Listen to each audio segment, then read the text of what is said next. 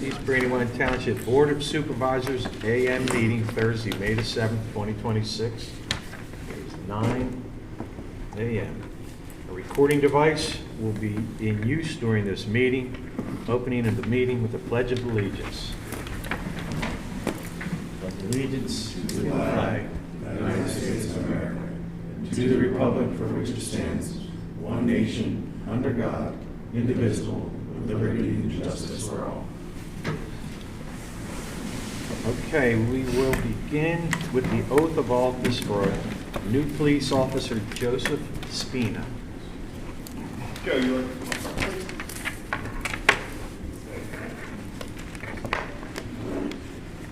Morning, everyone. Thank you. Going to read a little something I prepared about Mr. Spina here. This morning we have the privilege of welcoming Officer Joseph Spina to the East Brandywine Township Police Department. A moment that marks a new chapter in Joe's career and a meaningful addition in our agency and community. Joe comes to us from Aston, Pennsylvania, where he lives with his wife Shannon and their daughter Sophia, who join us today, along with his mother, who is happy to join us today. Their support reflects the kind of person Joe is: grounded, committed, and surrounded by people who believe in him. A graduate of the Delaware County Community College Police Academy, Joe has served as a municipal police officer in Pennsylvania, gaining valuable experience in community policing, patrol work, and the everyday responsibilities of public service. Most recently, Joe served with distinction at the Drexel University Police Department, rising to the rank of sergeant. That advancement speaks to his leadership, judgment, and the trust he earned from peers and supervisors. His decision to leave a supervisory role to join EBTPD shows his desire to return to municipal policing and to be part of a department where relationships and community connection matter. Joe also brings numerous certifications and specialized training that will strengthen our operations and readiness here at East Brandywine and will benefit the community and residents we serve. Throughout the hiring process and the background process, it was clear that Joe is hardworking, intelligent, and deeply dependable. He shows up prepared, asks thoughtful questions, and takes pride in doing things the right way. His professionalism and character stood out to us all immediately. Joe brings experience, humility, and a genuine commitment of service. He aligns naturally with our values here at East Brandywine Township Police Department: integrity, accountability, compassion, and community partnership. And he will make a positive impact for this community and agency from day one. Joe, we're grateful to welcome you to the East Brandywine team, and we thank your family for the support that makes this career possible. We look forward to what lies ahead for you here. At this time, I have the honor to invite Chairman Tarashi up to administer the oath of office. Sophia, Shannon. You gotta have his wife hold the Bible. Okay. I state your name. I, Joseph Spina, Do solemnly swear and affirm that I will support, obey, and defend the Constitution of the United States of America, the Constitution and the laws of the Commonwealth of Pennsylvania, the laws and ordinances of the Township of East Brandywine, and the Law Enforcement Code of Ethics, and that I will faithfully discharge the duties of my office as a police officer with fidelity to the best of my ability. I will uphold, obey, and enforce the laws without consideration to a person's race, color, sex, religious creed, sexual orientation, age, national origin, ancestry, handicap, or disability. So help me God. Congratulations. thank you.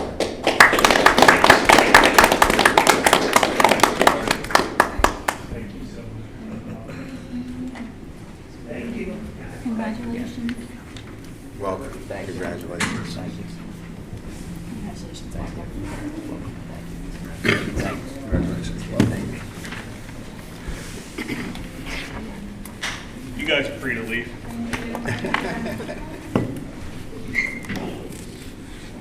Okay, at this time, public comment for agenda items, rules of conduct of public meetings established by Resolution 2001-08 The time allocated to each individual making a comment shall be 3 minutes unless otherwise set by the presiding officer.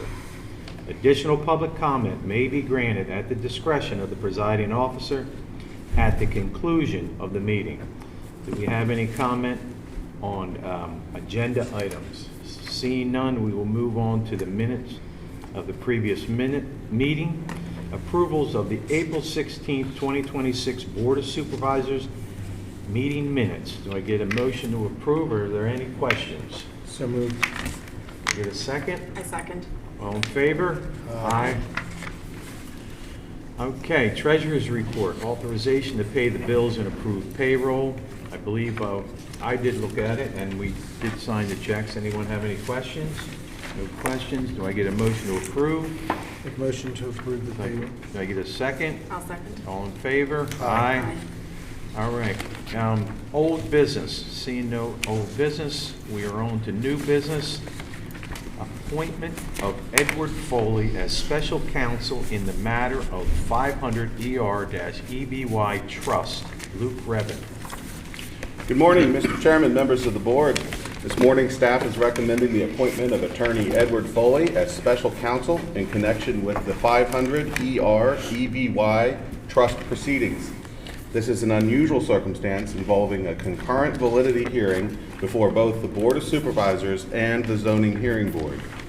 The Township Solicitor and the Zoning Hearing Board Solicitor will continue advising their respective bodies. However, special counsel is recommended to present evidence and to represent the Township's position at both hearings. The originally advertised hearing before the Board of Supervisors, or the advertisement originally indicating that the hearing would be on May 21st. We have an update. That hearing has been continued to August 20th. So at this time, I'd respectfully ask the board to appoint Attorney Edward Foley as special counsel in this matter. Okay. Do we have any questions or comments on this item? I have a quick question, Luke. Can you explain what this item is? I can give a little bit of background. Okay. The application filed by 500 ER-EBY Trust, who is the owner of 500 East Reesville Road, alleges that the township zoning ordinance is invalid because it does not permit a data center use anywhere in the township. The applicant has submitted a proposed curative amendment that would define data center and permit the use by right within the R2 residential district. Thank you. All right. Any other questions or comments on this agenda item? Seeing none, do I get a motion to approve the appointment of Edward Foley as special counsel in this matter? So moved. Do I get a second? I'll second. All in favor? Aye. All right, next item is the execution of the Arbor Hills Settlement Agreement. Tom? This involves an application by the Klein Company that you'll recall you granted conditional use approval for this development for public water. The applicant needed relief from the Zoning Hearing Board to cross the steep slopes to build a driveway and make utility connections. The Zoning Hearing Board denied that relief. The applicant appealed to the Court of Common Pleas of Chester County, and the applicant's attorney and the attorney for the Zoning Hearing Board and myself have negotiated a settlement of that appeal, which would have the following conditions. There will be no blasting on the property in connection with construction of the development. The development shall comply with the township stormwater management ordinance, which of course they'd have to do anyway. And the third condition is a $2,000 contribution per lot when each building permit is issued, which will be used for the construction or maintenance of additional stormwater management facilities or open space in the township. So I ask that you consider approval of this settlement agreement. It will then be submitted to the court for an order which would approve this agreement. Okay, at this time, are there any questions on this item? I just want to confirm that in the settlement agreement, the plan attached at the back is what has been reviewed and discussed and presented at all of these meetings. The plan hasn't changed, it's just the conditions, correct? Correct. The plan has not changed, and it is attached as an exhibit to the settlement agreement. I make a motion to approve the execution of the Arbor Hills Settlement Agreement. I'll second. All in favor? Aye. All right, next item is the execution of development agreement with Morton Enterprises LLC. Luke? Thank you, Mr. Chairman. Included in your packet this morning is a draft future development agreement. This agreement has already been executed by the landowner, and pending affirmative action by the board this morning will be executed by the township. The future development agreement pertains to an ongoing process to secure the necessary right-of-way for required improvements at the intersection of 322 and Bondsville Road.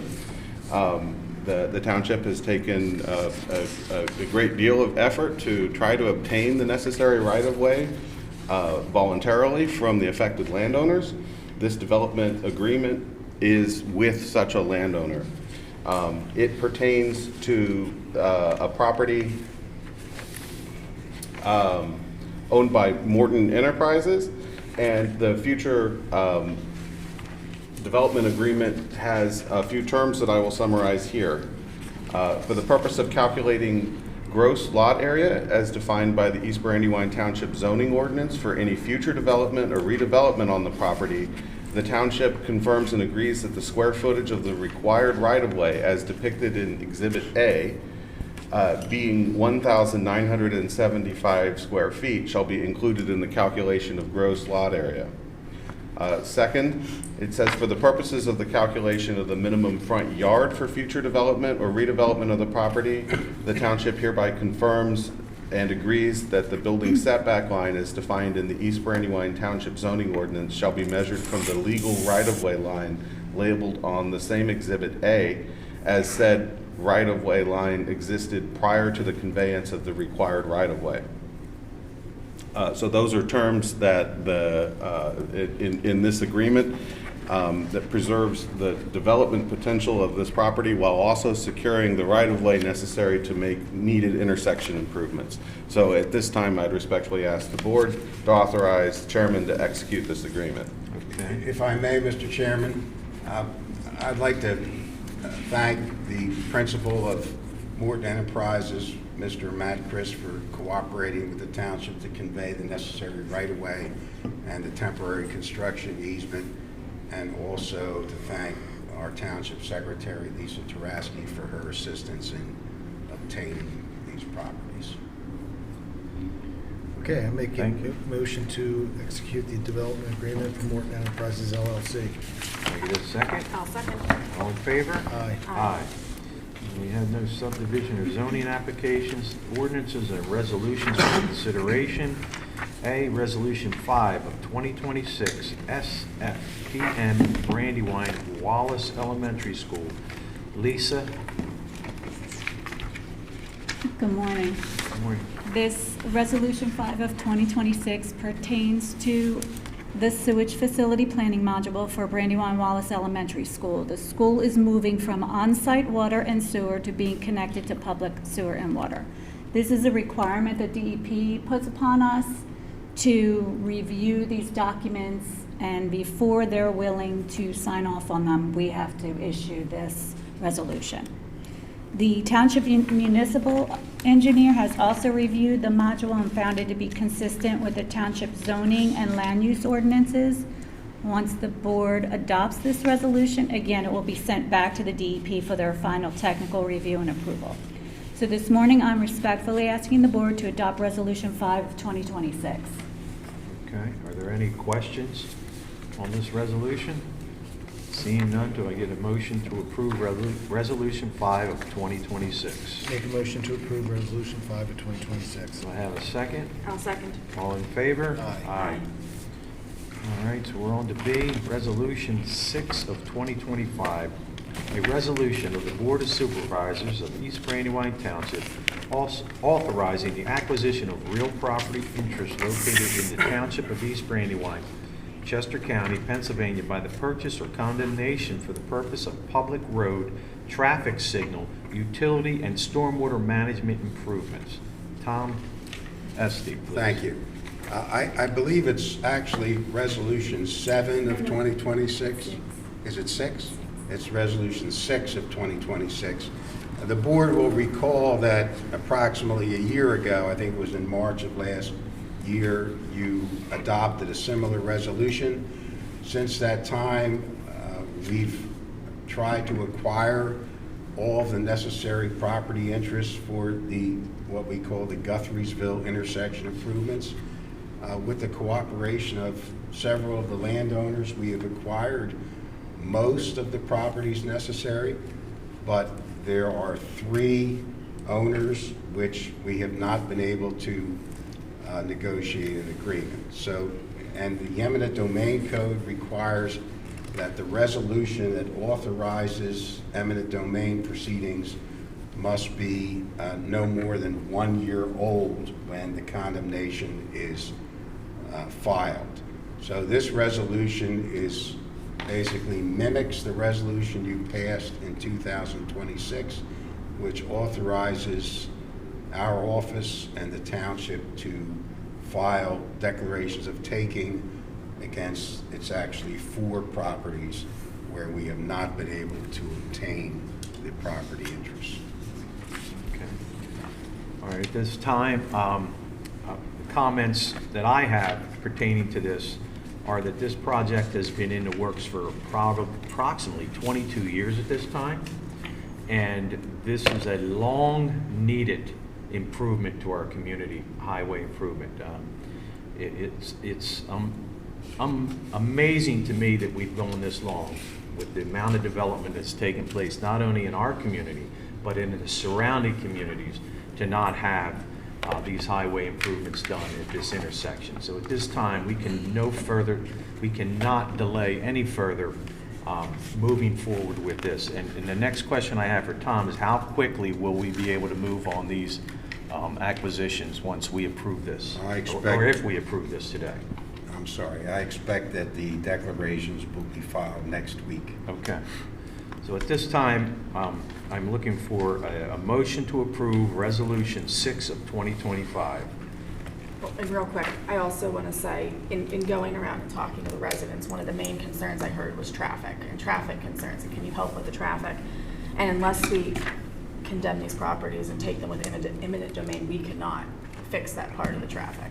And in addition to that, this is an obligation from the developer Pulte for the Applecross development that, again, was 20-plus years, and they are required to do these improvements, and they are paying for these improvements. So we need to take action and get this completed at this time. Mr. Chairman, I have to recuse myself from this as I have with the other ones, but I'll allow, just put that on record.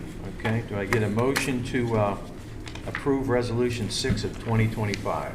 I'll make a motion to approve Resolution 6 of 2025. I'll second. All in favor? Aye. Aye. Okay. The next item is public comment on non-agenda items. Do we have any comment on non-agenda items? I have one. Luke, I had talked to you a couple of weeks ago about, I believe it was Pico, but I could be totally wrong on this. It was along Bondsville Mill where they had dropped all the trees right in the stream, and that hasn't changed. It's been months since that's happened. Do you know where we are with that? If they're coming to clean that up, or they're going to clog up the stream forever? That's PennDOT. Yeah, but they dropped all the trees right in the I middle of think the you stream. mentioned Pico. Oh, I'm sorry, PennDOT, Okay. PennDOT. Right, so let's, before I give an update, I'm gonna, for the purpose of the record, talk about what project this is associated with. This is at a bend in the road on Bondsville Road, adjacent to land owned by the township that is used as Bondsville Mill Park. The Beaver Creek in that area has eroded the bank and is a threat to the motoring public on Bondsville Road. PennDOT's plan is to install a retaining wall there, and they engaged in the tree removal as the first part of that project. Later parts will involve a construction staging area, a access road, and then of course they will build the retaining wall. With that introduction, I have no further update, but I know that I have 2 colleagues that work with Bondsville Mill Committee and or with roads in general. Do either of you have an update? Yeah, to my knowledge, the trees should have been cleared up by now, but I have contact with the project manager, Kurt Vendetti from PennDOT. I can reach out to him right after this meeting, get an update, and then report back to the board, but it should have been cleared. And the fact that it's not is a bit concerning to me, considering I was told that they would be removed by now. Yeah, and I'm more worried about if we have a major storm pass through there, that's all coming up onto Bondsville Mill. It's gonna go into people's properties, it's gonna come across the road. I mean, they just dropped every single tree and left. No, that's all they did. Yeah, and I can make contact with Kurt. I did bring up that concern because that was a concern that the committee also had as well, but he told me that he did not think that it was a flooding concern. But again, I'll reiterate that our committee and the board wants an update on when these trees are getting removed, and then report back as soon as I get a response. In addition to that, what is the time frame for this project to start? June. Okay. All right. So they'll have their crew out there and. Yep. Yeah, it'll be from June to December. Okay. Yep. And just while we're on this conversation, it was the exact same thing that this is where I meant the Pico issue. Pico dropped all the trees along most of the roadways, and they left the most dangerous part of the tree, let's call it 20, 30 feet up. They left that, dropped all the rest of the branches into the woods as well on numerous streets. Hadfield, I live on, I see it every day, but I just can't imagine that this is acceptable practice, that they're allowed to drop their tree branches in township-owned right-of-ways and walk away, and that's that. I mean, you could drive down Hatfield Road right now and see all the abandoned trees that were felled and left years ago. I know personally, I had a situation with Pico on my property, and, you know, I made sure that they took everything that they cut. And they took everything that they cut across the street on the Conservancy side, but I see in other areas that they didn't. And I don't know if it's because homeowners didn't express an interest or what the case may be, but they typically will remove those items once they're cut. And I'm surprised that they didn't. So if someone alerts them that these items need removed, I'm sure they'll come back and remove them. Well, I've got a couple initial responses. One, just for clarity's sake, any other tree trimming work that's happening initiated by PICO is not related to the PennDOT project at Bondsville Mill. So just for They're clarity. separate items. Secondarily, in past reports to the Board of Supervisors, I've mentioned a few projects, and those have been a substation replacement in Upper Euclid that has resulted in tree work on 282. I know they have been also working on Buck Road. I have to tell you that I am unfamiliar with work that is occurring in the near past on Hadfield. So I'm unfamiliar with Yeah, that. it's part of their ongoing process where they're trying to secure the dangerous trees. But what I do want to point out is just drive down Hatfield Road, the most dangerous part of the tree. If PICO thought it was a dangerous tree enough that they needed to cut down the branches on it, they left the most dangerous part of the tree, which will crush a car in a second. And so they're not, in my opinion, finishing the job. They're leaving the heaviest, most dangerous part of the trees, and that I would call it a totem pole, just below their wires. But then that's going to rot out and fall, and that's going to be a township problem. All right, thank you for bringing that to our attention.